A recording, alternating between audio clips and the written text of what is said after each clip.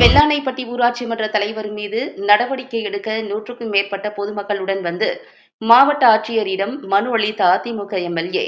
கோவை மாவட்டம் எஸ். குளம் ஊராட்சி ஒன்றியம் வெள்ளானைப்பட்டி ஊராட்சியில் ஊராட்சி மன்ற தலைவராக பதவி வகித்தவர் கவிதா. இவர் சில முறைகேடுகளில் ஈடுபட்டதாக புகார்கள் எழுந்த நிலையில் அதன்படி நடவடிக்கை எடுக்கப்பட்டு அந்த ஊராட்சியில் சிறப்பு அலுவலரால் நிர்வாகம் நடத்தப்பட்டு வருகிறது. இந்நிலையில் கடந்த 20ஆம் தேதியன்று அப்பகுதியில் குடிநீர் இணைப்பு வழங்கப்பட்ட போது கவிதா மீண்டும் அவர்களுக்கு சாதகமானவர்களை கொண்டு முறைகேட்டில் ஈடுபட்டதாகவும், இதுகுறித்து ஊராட்சி செயலாளரிடம் முறையிட்டால் கவிதாவை சார்ந்தவர்கள் தங்களிடம் தகராறு செய்வதாக கூறி அந்த ஊராட்சியின் வார்டு உறுப்பினர்களான சுமதி வடிவேலு, சகுந்தலா தேவி, ராஜேஸ்வரி, செல்வி ஆகியோர் கவுண்டம்பாளையம் சட்டமன்ற உறுப்பினர் PRG அருண்குமார் முன்னிலையில் கோவை மாவட்ட ஆட்சியரை சந்தித்து மனு அளித்தனர்.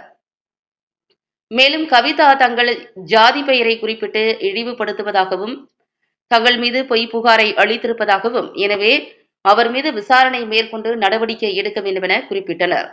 இதுகுறித்து பேசிய சட்டமன்ற உறுப்பினர் PRG அருண்குமார், கவிதா என்பவர் அளித்துள்ள புகார் குறித்தும் அங்கு நடந்தது என்ன என்பது குறித்தும் விளக்கம் அளிக்க வந்திருப்பதாக கூறினார். மேலும் மாவட்ட ஆட்சியர் இந்த விஷயத்தில் நடவடிக்கை எடுக்கப்படும் என கூறியிருப்பதாக தெரிவித்ததாக கூறினார்.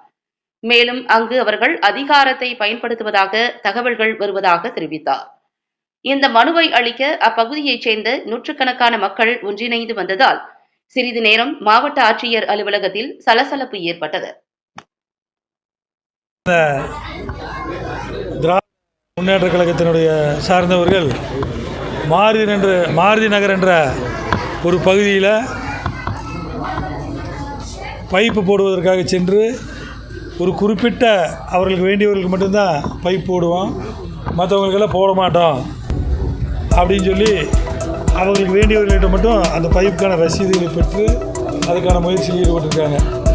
இதை அறிந்த அந்த கம்பெனிக்காரங்களை எங்கள் அந்த நகர்க்காரங்க, அந்த மாரி நகரை சார்ந்த பொதுமக்கள் எங்கள் வார்டு கவுன்சிலரிடமும் துணைத் தலைவர்களிடமும் அந்த பிரச்சனை சேர்மன் அவங்களிடமும் அந்த பிரச்சனையை பற்றி அந்த நகரில் இருக்கிறவங்களாம் சொல்லியிருக்காங்க. இதையே திங்கட்கிழமை கேட்பதற்கு அந்த ஊராட்சி அலுவலகத்திற்கு சேர்மன், கவுன்சிலர், மற்ற கவுன்சிலரும் அந்த துணைத் தலைவர் எல்லோரும் போயிருக்காங்க. அந்த செக்ரட்டரிகிட்ட போய் ஏப்பா இப்படி பண்ணுறீங்க, எல்லோரும் அனைவருக்கும் பைப்பு தானே கொடுக்கணும், எப்படி ஒரு சாரத்தையும் கொடுப்பேன்னு சொல்லி ஒரு சாரர்கிட்ட மட்டும் அந்த ரசீதை வாங்கிட்டு இருக்காங்க. இது என்ன நியாயம், எல்லாத்துக்கும் கொடுக்கணுமில்ல அப்படின்னு சொல்லி கேட்டிருக்காங்க.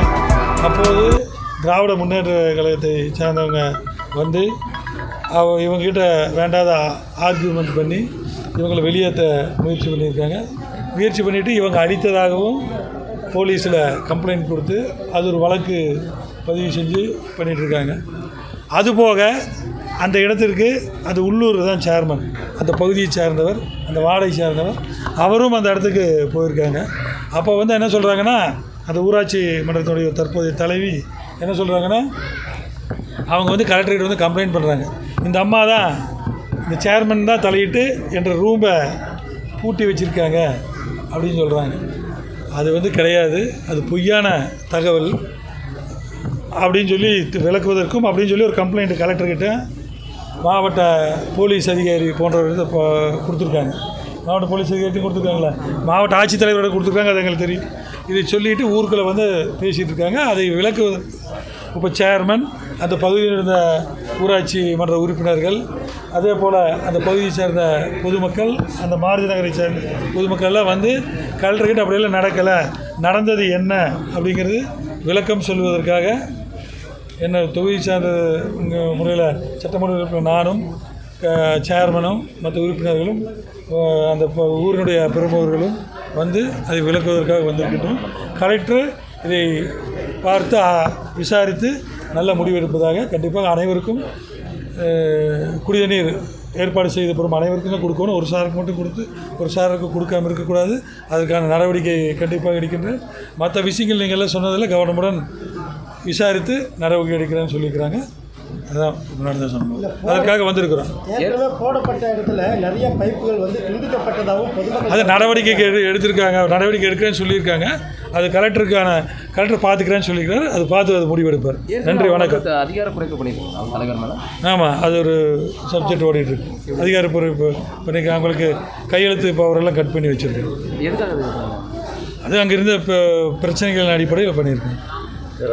அது வந்து மாவட்ட ஆட்சியர், மாவட்ட நிர்வாகத்தினுடைய இது, அதுக்கு நம்மளுக்கு சம்மந்தம் இல்லை. இப்போ நடந்த அதுக்கெல்லாம் இப்போ என்னென்ன எந்த அடிப்படையில் பண்ணாங்கங்கிறதெல்லாம் அது நிர்வாகத்தை மாவட்ட நிர்வாகத்தை தான் தெரியும். அதை பற்றி எங்களுக்கு தெரியாது. இப்போ இங்கே நடந்த சம்பவம் பொய்யான குற்றச்சாட்டுகளுக்கு விளக்கம் அளிப்பதற்காக நாங்கள் வந்தோம். அவ்வளோதான். நன்றி, வணக்கம்.